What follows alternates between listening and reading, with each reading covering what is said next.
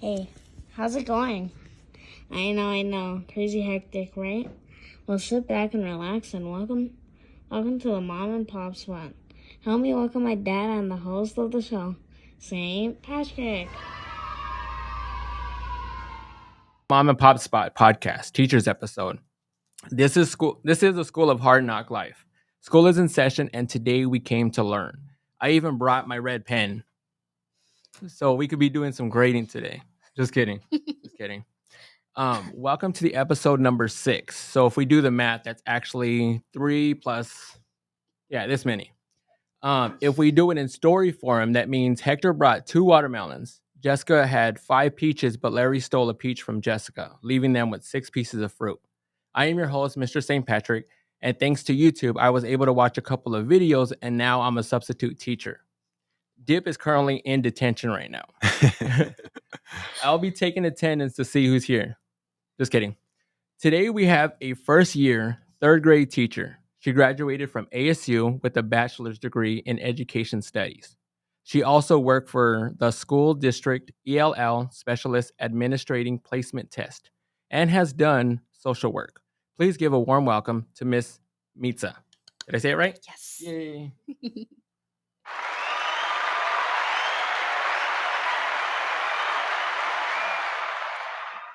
We also have a guest who's currently teaches high school, level 4 self-contained class. She's taught primary, 1st through 12th graders from self-contained classes, co-teaches and resource. She's been in the profession for 18 years. That's longer than I've been alive. Just pointing that out. But please help me welcome Cynthia Morales to the show. Okay. How are you ladies doing today? Good. Other than nervous, but yeah. First day jitters, but it'll be good. How are you both as students? I was a good student. Yeah. I think I was the teacher's pet. I was never got in trouble. Always did my best. Yeah. My first language was English. Uh-huh. I mean Spanish. Sorry, Spanish. Yeah.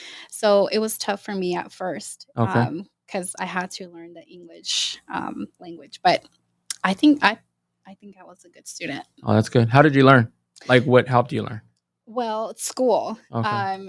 I can remember my first day of school in kinder, and I could remember the teacher talking and asking myself, "What are these things? What is this?"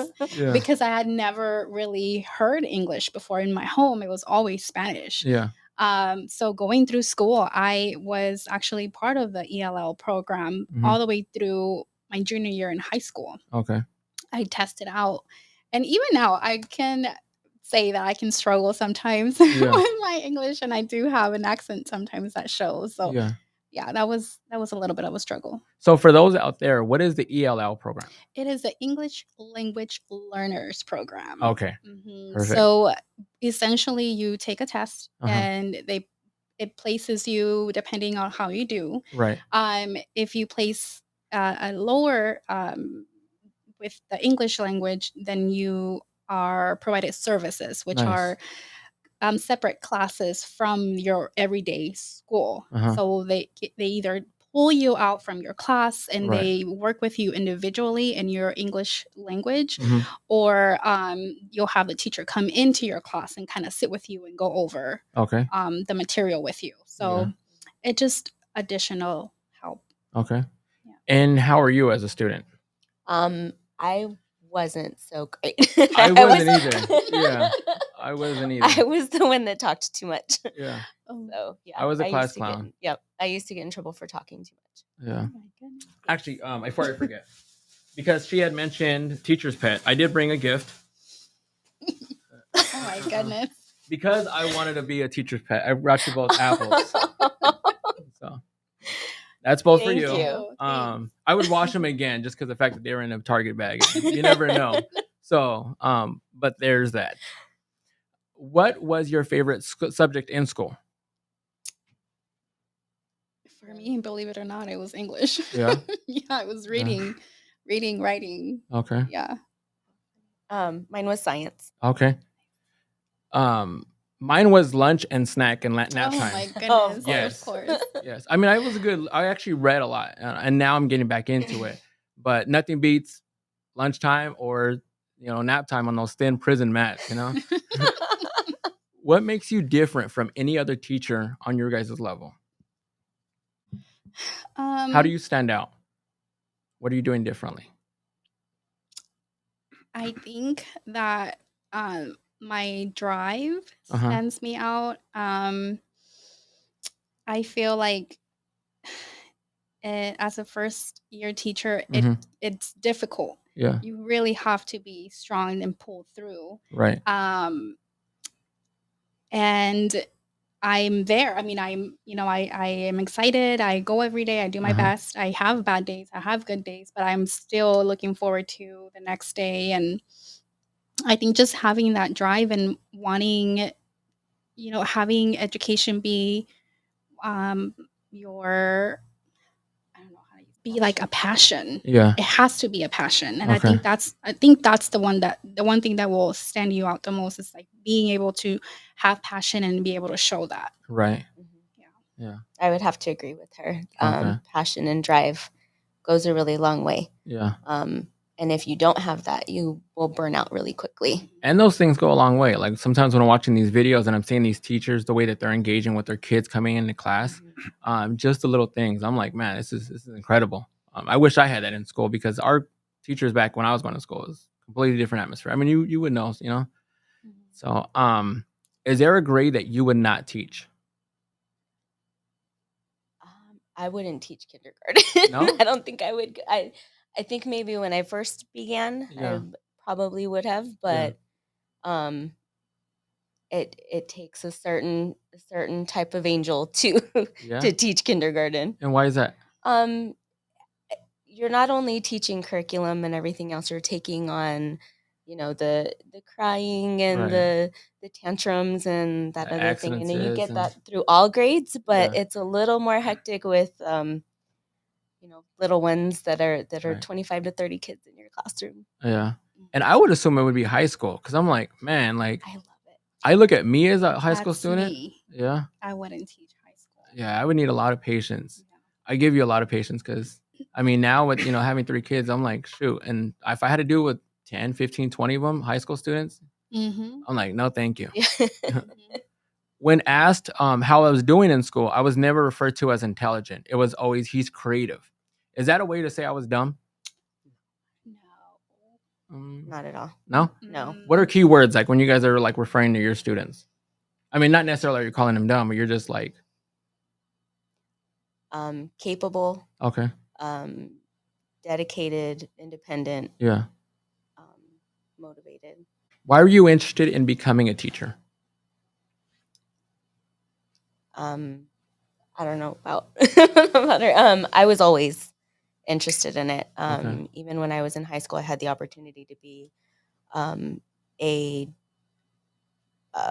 almost like a teacher's assistant my last year. Yeah.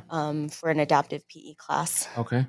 So that's how I fell in love with teaching, and I just had a really good mentor teacher. Nice. Yeah.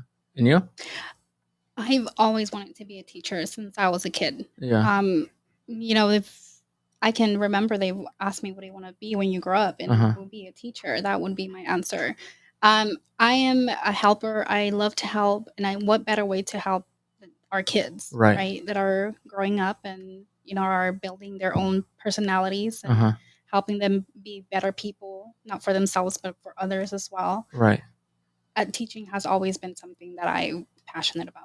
When I was younger, like at times I thought about, even still to this day, like I think about like, man, like going into that profession. I kind of hold the bar a little bit, underconfidence, whatever case is, because I always think like, man, I'm not smart enough.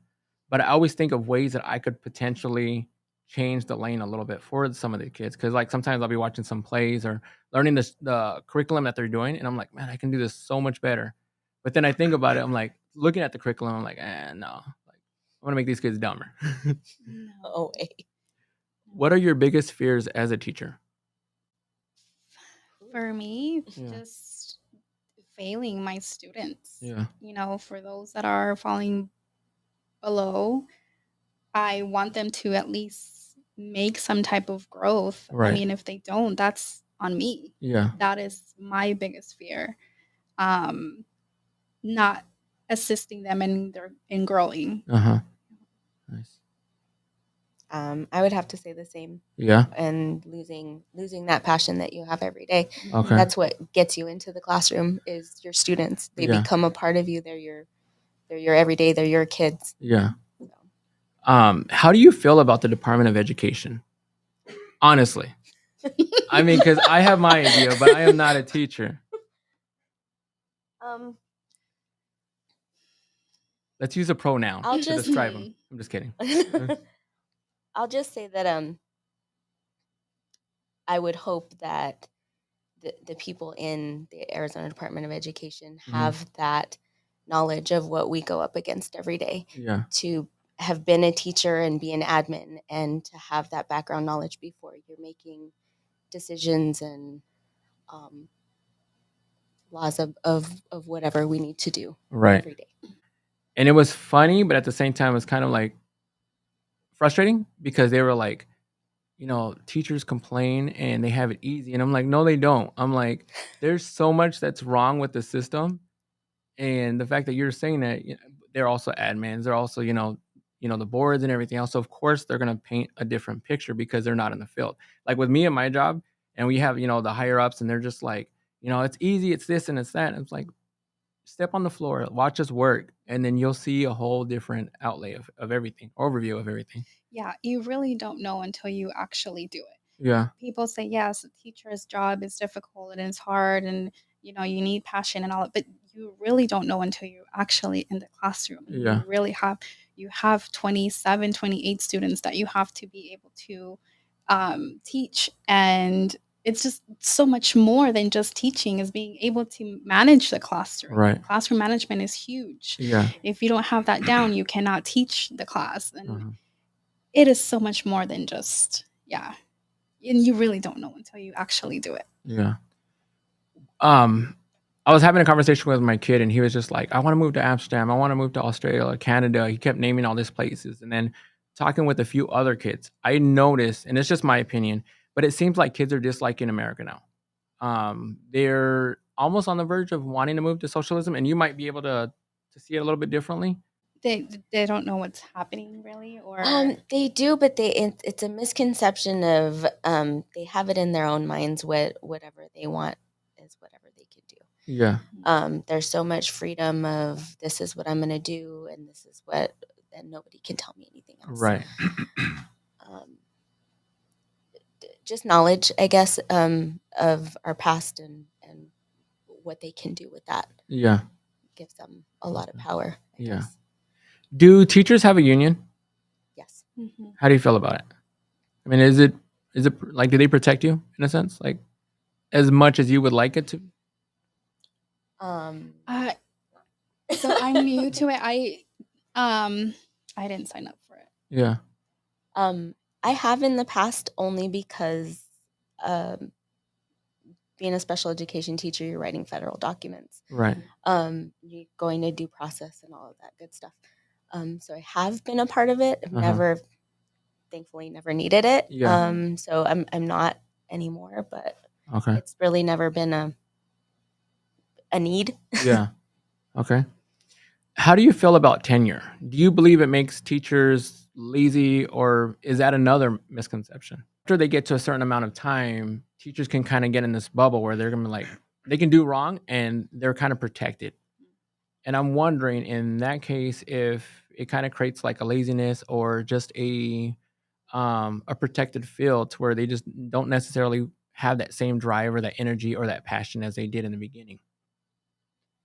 I think it really depends on what district you're in. Okay. The district I'm in, things have changed this year where our evaluation tool has changed. Yeah. So it's not that, well, since you've been here for 3 to 5 years, you don't have this evaluation anymore. You have to be evaluated a certain amount of times. And it's changed no matter how long you've been there. Okay. So it's kind of changed in our expectations. And so a lot of the teachers that have been there forever have to step up now. Yeah. When you had mentioned earlier that one of your fears was, that the kids were going to fail, what are the common practices when a child starts to fail? Like, what do you guys do in that process? So from what I in our district, we document. Uh-huh. And once we see that pattern, or once we see that there is no growth, and we reach out for resources. Okay. There is a program, like a one-to-one program, that Uh-huh. we can refer the student to, and so they will receive services within the school. Yeah. But the biggest thing is for the teacher to be able to document that and be Okay. able to show that Yeah. first. What adjective would you use to describe your students? Energetic. Yeah. Social. Yeah. Capable and independent. That's good, because they're all gonna watch. I'm pretty sure that they're gonna come across it and they're gonna be like, "Ooh, like she said this about our class." They're very competitive too, Yeah. with each other and with like themselves as Uh-huh. well. They want to do good. They want to do the best. They want to, and the new thing now, I guess, is like whoever is done first. And Yeah. I'm having to redirect. Like, no, you have to slow down. We have to take your time, make sure that you do it right, because there is this like competitiveness of like, oh, I finished first, and Yeah. so yeah. Yeah. Do you guys feel a certain type of way when a student calls you by your first name? I mean, I know it's not supposed to, in school or whatever the case is, but That's only happened once okay. to me, How did? and that was like last year. Yeah. What was that reaction? That we had a discussion of, this, I'm your teacher, and this is the way I show respect, is to you call me by my last name. Yeah. And I'll call you by, just like I asked you the first day, what do you want me to call you? Mhm. Just setting that bar. Okay. And I've gone through most of the year sometimes Yeah. them not knowing my first name. Okay. I've seen that TikTok is crazy. It drives me nuts sometimes, but I've seen that there was a trend where they were having students call their teachers by their first name, and it was just like, Mhm. it's a I new saw level that. of, I guess, disrespect. I don't know. On TikTok, I see a lot of the trends as being a form of disrespect. What would you like to tell parents if you could be totally honest with them? Your child is not always right. I'm learning sorry, that. but Yes, I'm your learning child that. is not always right. You have to listen to both sides of the Yeah. story and really then make a decision then, because kids will say what they want in order to get away with whatever, Right. or to minimize the punishment they're going to get at home. Yeah. And parents tend to just listen to their kid, and then they're on the teacher like, why is my kid saying this, and this happened? And then it was like a whole different story when I told it. Yeah. So they were like, "Oh, okay, I understand now. I do apologize." But it's don't always listen to them first. Yeah. Get the second side of the story, and then you can make your decision. And you? Probably have to say the same thing. Yeah. But it's not always easy, but we try to reach out to the parents before anything. Like, you should be the first contact before the student goes in and tells their side. So Yes. Just having an open mind, I guess, as to what the teacher is telling you and the feedback that they're giving you. It's not for bad intentions. It's to better them. Yeah. You ever have where it just seems like it's just a lost cause in a sense, because you're trying to tell these parents how their student is or how their child is, and they're just not getting it. They're just that, in a sense, hard-headed or prideful? I haven't had an instance where a parent is just like, no, Mhm. like my child is my child. Right. But I do have one of the other third grade teachers that's struggling with one of the students. He's babied a lot Yeah. at home, and so at school he shows that same Oh. behavior. Yeah. He can't even open his laptop on his own. He waits for his teacher to do it Yeah. for him. And so teacher is trying to tell parents, like, make sure that when he's at home, he's able to do things independently. Right. Give him any tasks or anything to do around the house so he Yeah. can create this confidence. And parents are like, no, he's fine. There's no change at all. Yeah. Before we go into the next section, we're going to take a quick break in case anybody has to go to use the potty, or I was trying to find some school terms. I couldn't figure it out right now. That's pretty good. Yeah, but we'll be right back.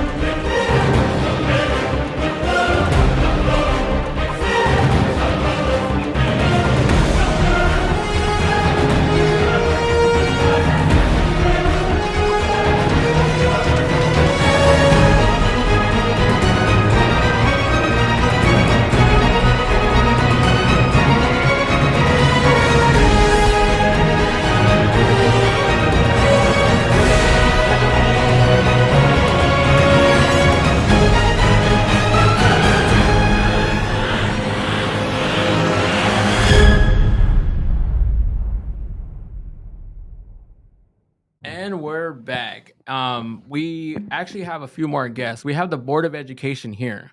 Just kidding. But I do want to ask your opinion on this situation. An Ohio teacher was on the news because he decided to quit his teaching position to go to work as a Walmart manager, stating he'd be making $12,000 more a year. I kind of, understand that teachers don't get paid good. I even had a few, we, talked during break or earlier before the show that there's some admins that are like, they get paid really good. I'm the one that pay them, and I'm like, I don't know. I don't think it's like that on every school. Like, I see these teachers are in the dollar stores, they're at Walmart, they're, at the lower end stores, and they're having to put money out of their own pocket. Otherwise, we wouldn't have all these, raffles, these teacher funds, and everything else. Can you elaborate or kind of help understand those naysayers that are saying that they're wrong, that teachers are wrong? Definitely not in it for the money. Yeah. A lot of teachers I know, and even myself included, have always had like a side gig. We were selling candles or Scentsies or Herbalife or whatever, just to make ends meet. So you're definitely not in this for any type of money. I mean, I was even talking to a few teachers, and they were like, "Man, I got 2 jobs. I'm, in a relationship, and that person has 2 jobs. Like my 5-year-old, we put him on the field, to go start working because of the fact that we need money, And that's one thing that I want to support, and I want to bring awareness to that. Shit, let's do what we can to offer support to these teachers. Another one I wanted to ask is because education data shows that statistics states contribute a total of $357 billion to K-12 public education, which is $7,058 per student, 32% of taxpayers' income, and it seems like a lot of money when you think about it. That money, they say it's for field trips, school supplies, teacher salaries, building maintenance, and everything else. When my kid was going to school, I think we had like 2 lists for each one. They had like the wish list and they had their actual list. My kids, they don't do field trip. And that was one thing I was actually looking forward to. Like, I'm like, yeah, like I'm a dad. I can do the field trips. I can be that cool dad. And that went out the window. Can you help me understand the cost of it? So that way they know that teachers aren't getting this $357, billion dollars, or, a portion of it. And even just like supplies. I mean, I've had to buy supplies of my own, and even just decorating my classroom, being able to have my classroom ready for my students, it all came out of pocket. And it's not cheap. Let's put that out there. It is not cheap. And from what I understand, we're only able to claim $200 out of that. That's crazy. money. I heard about that, and that is like nuts. And I know I've already spent way more than $200 on everything. So, and I might be wrong, but I think that's not entirely true for everybody, because I think they took that away from some people, from some teachers. Am I wrong? I had heard that they did. Yeah. Telling you, I'm on my teacher's game today. No, yeah, I had heard that they did. I don't know who that actually pertains to, but any classroom teacher will tell you that like even my students alone, they won't bring in pencil, paper. It's hard enough for them to bring in their own laptops that were issued to them at the beginning of the year. Yeah. So your whole room is decorated with your money, supplies, any type of treasure box or any kind of motivator is out of you. Yeah. I don't know about field trips though. We haven't done field trips, and I know a lot of things changed with COVID, and I think we're trying to get back to the field trip stuff now, but I don't know how that would work.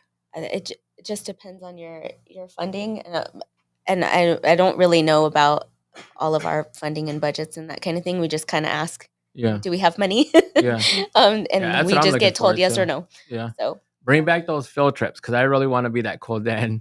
Shit, bring them to work. Bring them to my work. I want to do field trip at work. Like, let's go somewhere. And I'm all about teachers getting paid. I commend you. I applaud you. I respect you, because you guys do something that I personally don't do, or wouldn't want to do, in a sense, because my patience has gotten, a lot thinner now these days.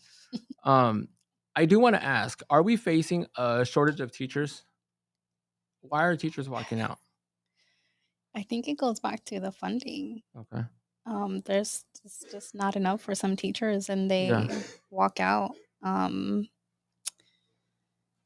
Yeah, the retention's really bad. Yeah. I think a lot of just what they were asking us to do, even really in like the time of COVID and stuff, we weren't prepared for that Yeah. at all, and we got judged blatantly. Like, it was really rough, because we weren't taught how to teach online and that kind of thing. So that Total in different itself, atmosphere. was burn anybody out.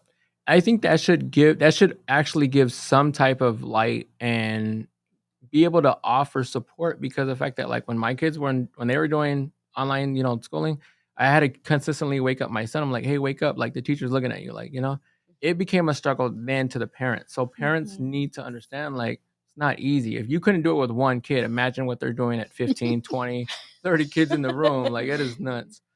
How do you both interact with parents when you're trying to bring up a situation?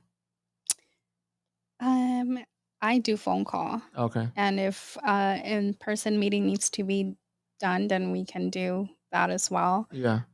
We have a program that we use. It's an application, and it's a kind of like a text message back and forth with parents. Okay. I use that a lot too, just to kind of give like reminders or anything like that. But Yeah. if it's something serious, obviously, yes, it's a phone call. Yeah.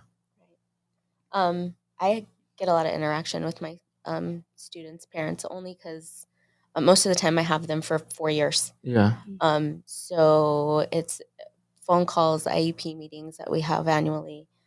I also have a Google Voice that doesn't give out my own personal cell phone. Nice. It has just a random phone number, but it's carried out so that they can reach me either text or phone call. Nice. Thinking about that, do you ever get parents that are over flirtatious or make you feel uncomfortable? What are you trained to do in those situations?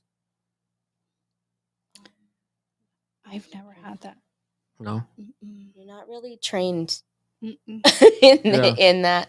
I've never had that happen either. So That's a good thing.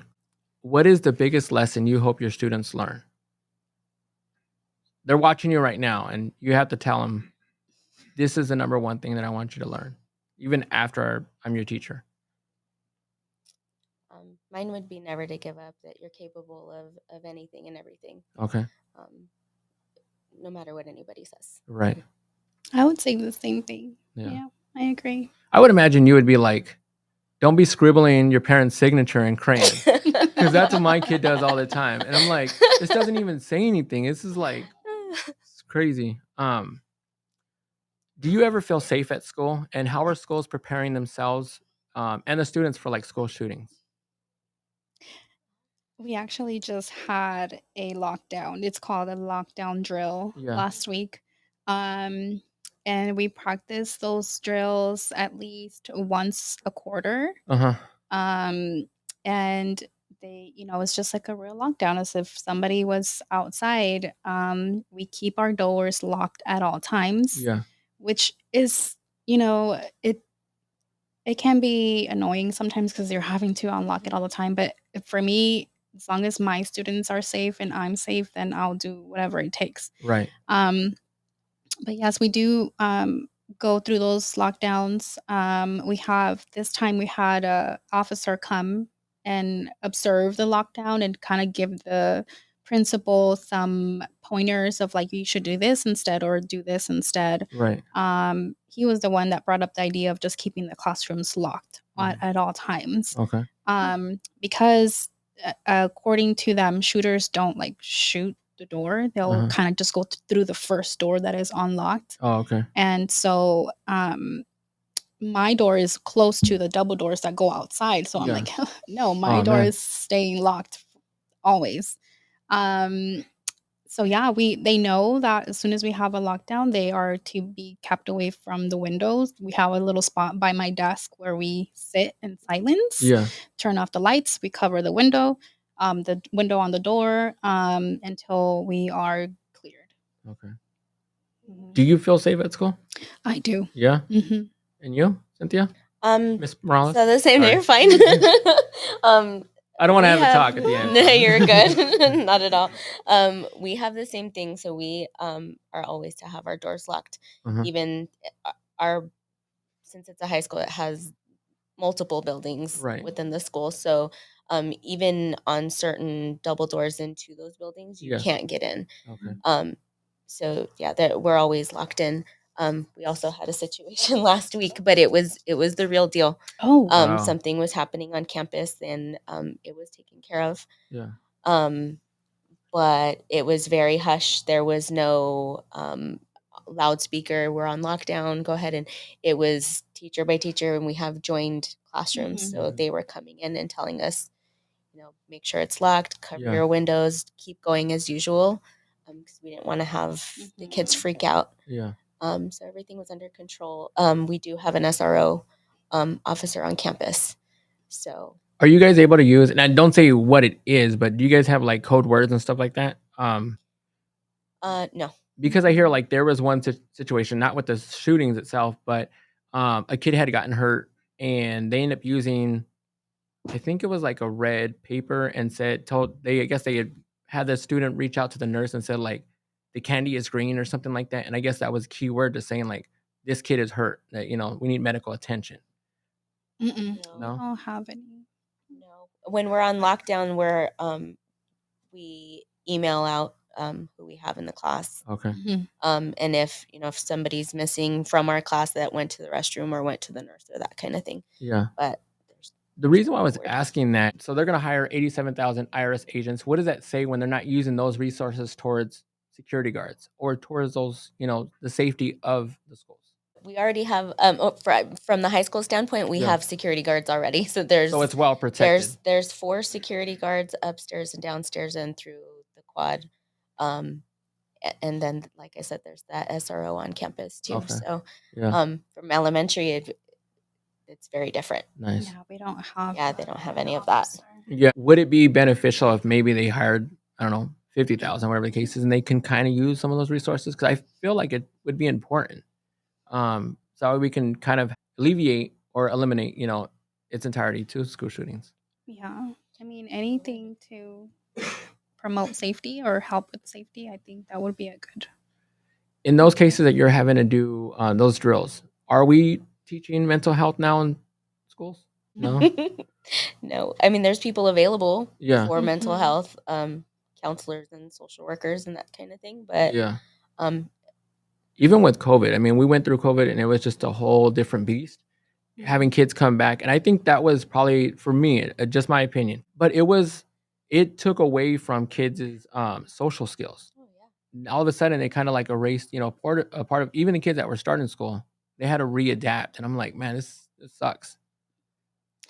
Yeah, for my kids, I feel like they're catching up with their social. Like they want to be social now because I think COVID hit for them. They were maybe half through kinder. Yeah. And then I think last year was the real full year. Right. Full school year in the classroom.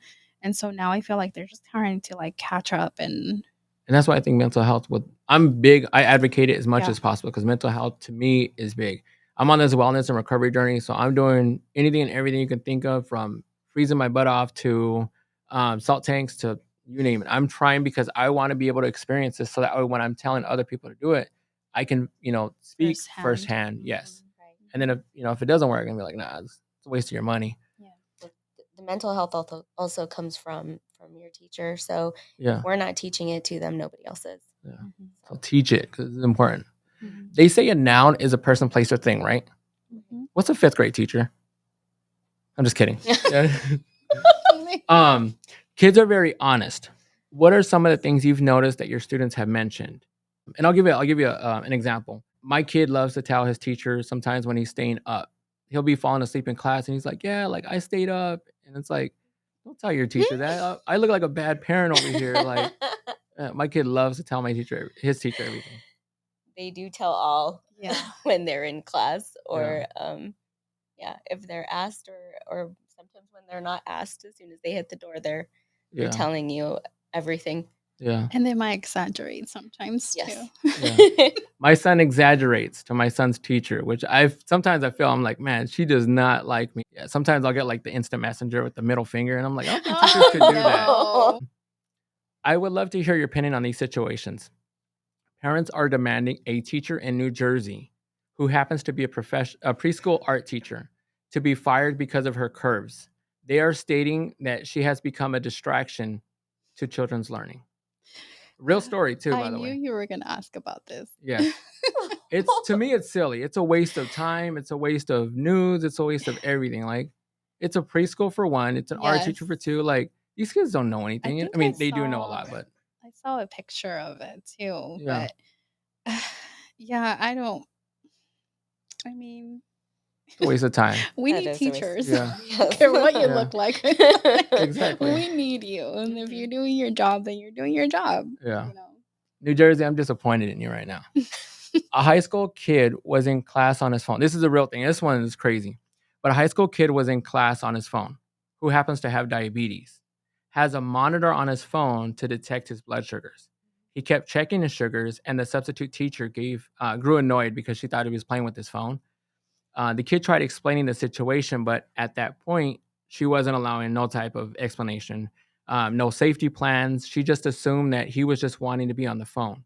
Shortly thereafter, what I think was the school's nurse poked his head in the class and noticed that the kid was looking pale, kind of clammy, and already knew the kid's history of the diabetes. The nurse asked the kid, how he was feeling, how his blood sugars were, and everything else, and he was like, "The sub took my phone."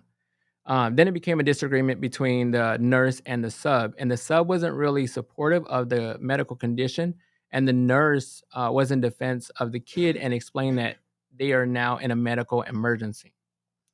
The sub then made a call to the principal to have the nurse removed from the class because it now became a distraction to the whole class. The nurse was able to get the kid some juice.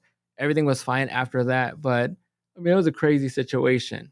The reason why I brought that up is I was wondering what would you guys do in that situation if you were the nurse? Well, yeah, I mean, their health is first, Yeah. obviously. I think in that, I don't know the whole story, but I mean, that would fall back to the teacher. I mean, I feel like as teachers, we have sub plans, Yeah. plans for the substitute to know. I think the teacher should have maybe And like informed, informed, yeah. hey, this student will be using their phone to check their, I think it falls back to them, but I think health will be priority.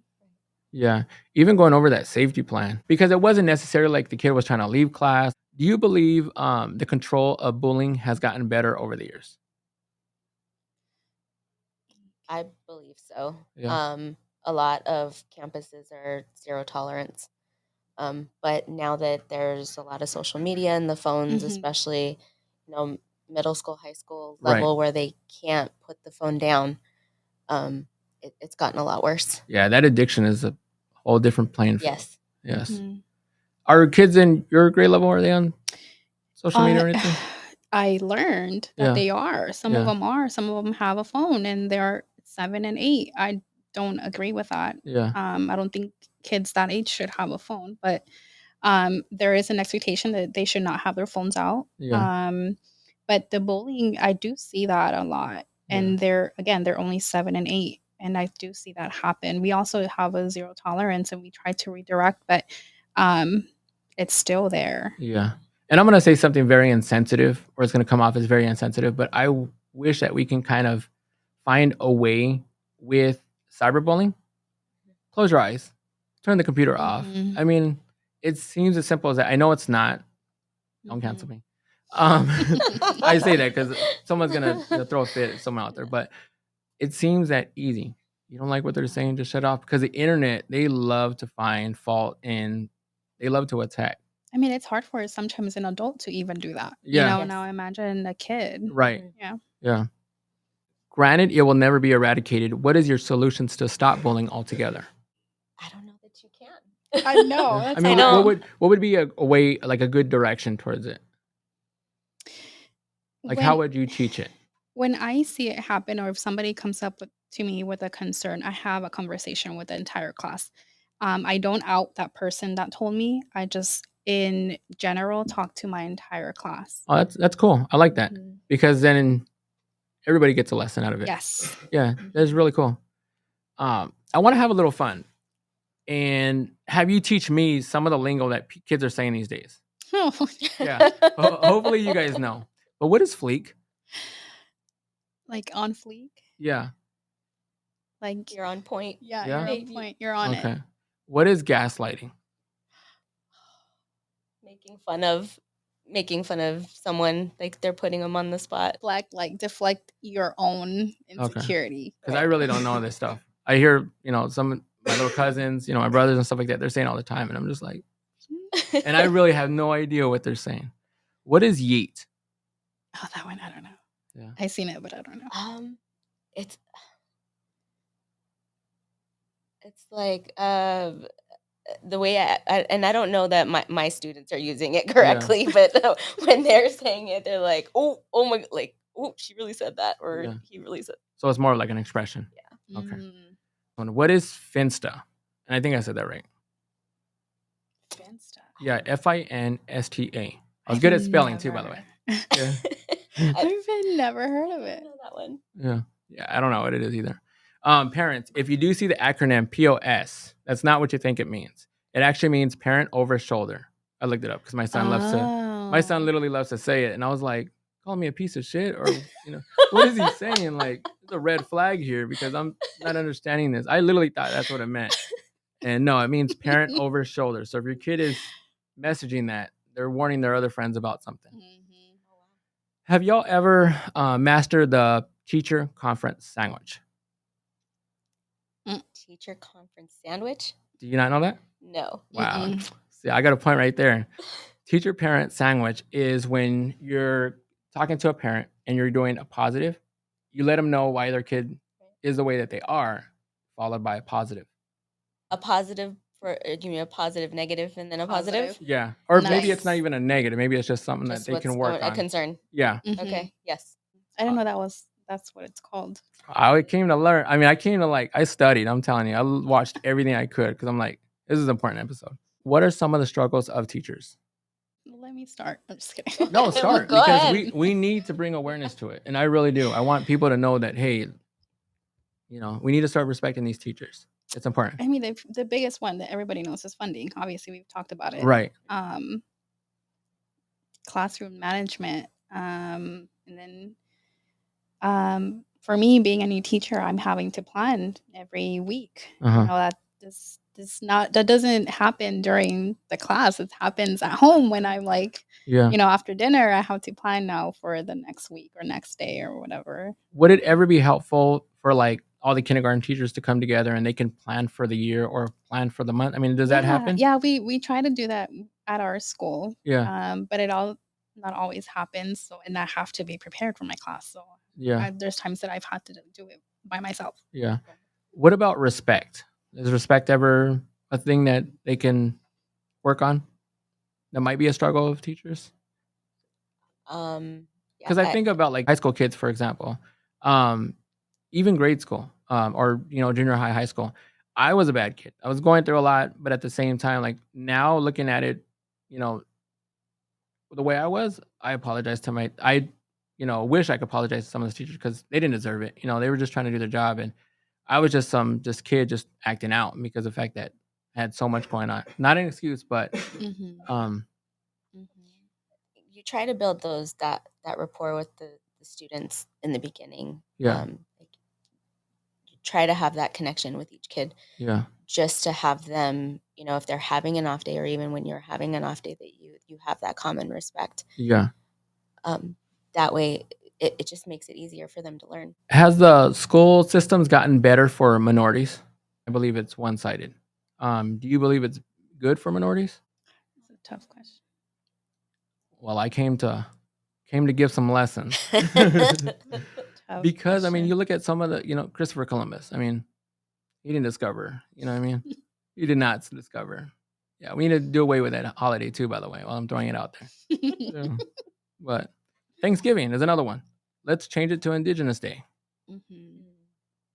So how are we teaching that? How are we teaching race and the history in schools? Are we? I mean, they're teaching history, Yeah. but Yeah. But the right history. well, I'm not a history teacher, so I I know. can't, Yeah, I I can't know. tell you. Yeah. I don't think they're teaching that The, history. it's more of like wars and why it happened and that kind of thing. It's not how we came to find America and that kind of thing. It's more of And that's why I World wish War we One, can. World War Two. Yeah, I wish we can change it because I mean, you've seen the ratings of where we are, Arizona as a school system, and it's like it's embarrassing. I know. We should go stand in the corner and stuff like that. But that's neither here nor there. But I wish we can teach race. I wish we can teach just everything, and that way we can move towards something positive, towards gender equality. I ask, a lot of my male figures that are coming across, like, how are we teaching gender equality? Something that seems so simple, that's not being taught. Even outside of teachers, as parents, even outside as parents, as just colleagues and stuff like that. Like, I think it's important. And let me pose a real question that I seen someone ask, but it's an idea that we can do. Why don't we allow open book tests? We're actually in real life situations, whether it's something medical, anything. We're having to look it up and figure out, okay, like, what am I doing in this situation? Is that an idea that we can be doing? It depends on the teacher. Uh-huh. Especially in the high school setting. Yeah. It just depends on the teacher and whether they allow you to have an open note, open book. Do you guys do that? Yes. Yeah. Oh, that's good. I haven't done that, but again, it's different. It's third grade. Yeah, it's third grade. Yeah. Yeah. Third grade was still hard though. Yeah. Yeah. A lot of times in elementary they don't. It's either sink or swim. You know it or you don't. Yeah. That's where my education stopped, was third grade. So just kidding. No, I'm actually pretty smart. And that's not just what my mom says. I'm really smart too. By the way. My son's teacher did this one race car game too. It was cool because sometimes he can be lazy. And so one thing that she created for him was to, like, every time that he would do his homework, he would move a different, space, on this thing. So it made it fun for him to kind of incorporate That's a stuff. good idea. Yeah. So we're going to take a break and we'll be back. Habari Entertainment Films present There's Only One Name for News with Damon and Aisha. Habari Live Podcast.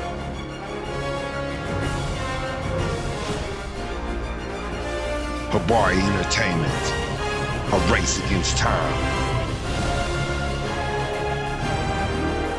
On a quest for glory.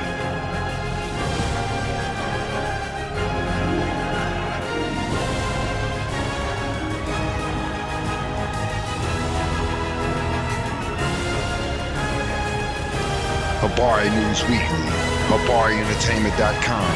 Catch us for more. Visit us, HabariEntertainment.com. Welcome back. So now we're actually going to do what I like to call the no, the O, and the laugh. And this is where this and every show we give out a random hack, fun fact, message, and my normal dry dad joke. Are you trying to teach your sons to go to the restroom? Parents of little boys, today's hack is to put Cheerios in the toilet and have your child focus on the Cheerios to pee. It's a fun game. My mom actually still does it to this day, so that way I don't peel over the seat. And it's a win-win for everybody. I mean, it really is a good game.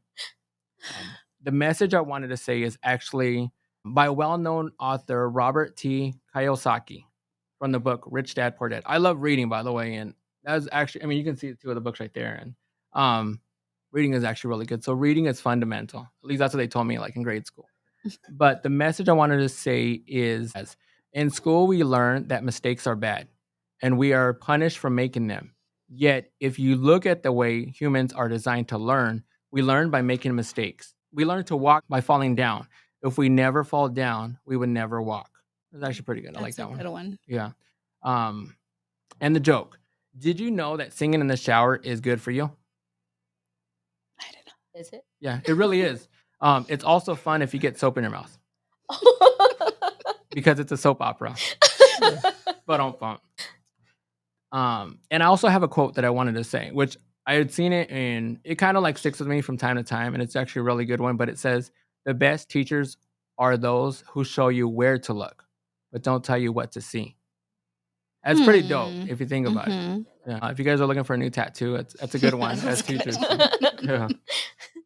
And then the next part of the show means that this is the part of the show where I challenge you parents out there with a suggestion or idea for y'all to do at home. Maybe if you can tag the show the Mom and Pop Spot podcast and One Love when you do the challenge. Today's challenge I call traffic time.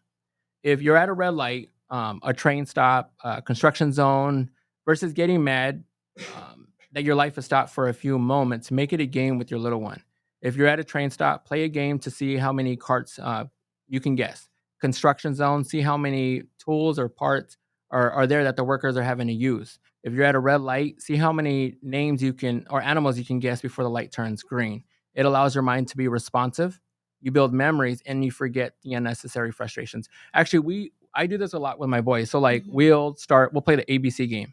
We do this a lot when we go on road trips, and we start on, say we do the categories like automobiles. We'll start as A being an Atlas, B being a BMW. You have to name every single car until you get to the last one or whatever the case. It's fun and it keeps your mind going because being out there on the traffic, man, I get frustrated. I don't get road rage because I don't have a truck, but stereotype, I know, but it's fun. It'll like not allow you to get so upset. We do guess the animal. Yeah. So you just name parts of the animal and then you have to guess what animal they were talking about. I couldn't even tell you a part of an animal. Yeah. Other than the toes or the hoofs, right? I'm not gonna fail this grade. But I did want to give a shout out to a few teachers who were outstanding. And I wasn't the best again. So I wanted to apologize and let you know that you all made the difference. Miss Ammerman, Mr. Coates, Miss Ferguson, Miss Ritchie, Mr. Wiederlight, Miss Biswell, Maria Gonzalez Ortiz, Mercedes Gonzalez Whitney, Miss Yanes, Mrs. Ort, and the list can go on. Seriously, we got beautiful teachers out there making a difference every single day. Even you ladies right here. I mean, I appreciate you. Being the fact that you're showing support and support to all teachers out there. So take note. Thank a teacher, appreciate them, help them by making a difference, reaching out and seeing how you can just make their day better. Ask them, what they want to drink, what they can eat, just any small task. Actually, I seen one idea that someone was doing where the parent ended up grabbing the teachers a wine bottle and they put a picture of their kid and said, "This is the reason why you drink."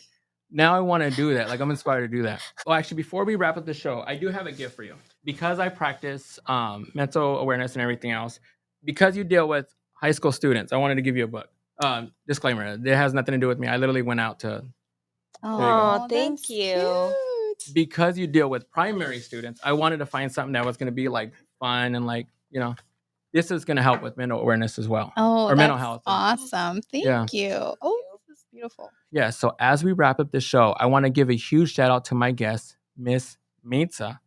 Yes. Where can they follow you at? Instagram. Okay. Right? Yeah. Yeah. Or wherever you want to plug. Yeah, just Instagram. At Call Her Miss Misa. Okay. And my guest, Miss Morales, where can they follow you at? Facebook. Okay. You want to say At Cynthia Morales. Okay. And Habari Live himself, Mr. Dip. He's out of detention, everybody. But please like and follow Habari Live podcast, Habari Entertainment, and check out his other shows on there, like Habari Live, Socially Awkward and Uncomfortable, Wealth for Generations. And please also check out One Love on Facebook, Instagram, and YouTube. Stay safe out there. Stay hydrated. Make it a great day. And we're out.